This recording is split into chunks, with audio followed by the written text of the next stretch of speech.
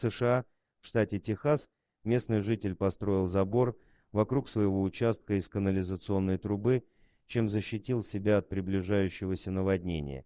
Именно труба стала плотиной, которая остановила воду и не пустила ее к дому предусмотрительного хозяина. Когда Рэнди Вагнер привез к себе на участок 120 метров пластиковой трубы, используемой для проведения канализации, стоимостью почти $10 000, его друзья и соседи сильно удивились. Людям казалось смешным решение соседа потратить столько денег на такую бесполезную вещь.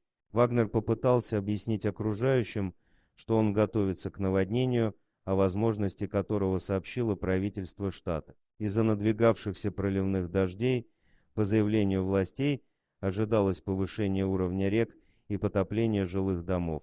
Он рассказал, что по сравнению с убытками от потопления стоимость труб кажется небольшой. Однако большинство соседей не верили в возможность паводка и даже посмеивались над Рэнди за его, как им казалось, излишнюю осторожность.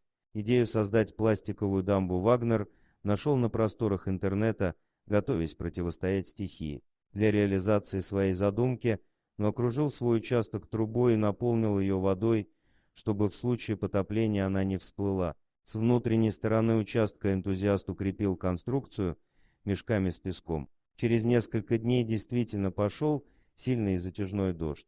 Уровень рек сильно поднялся, и угроза наводнения перестала быть столь призрачной, какой она была еще неделю назад. Вода быстро пришла в поселок, и за ночь в нем были затоплены все дома. Все, кроме дома Вагнера за плотиной. «Хорошо смеется тот, кто смеется последним», гласит известная поговорка. Именно так и закончилась эта история, ведь теперь всем, кто смеялся над Рэнди Вагнером, было не до смеха, их убытки значительно превышают сумму в $10 000.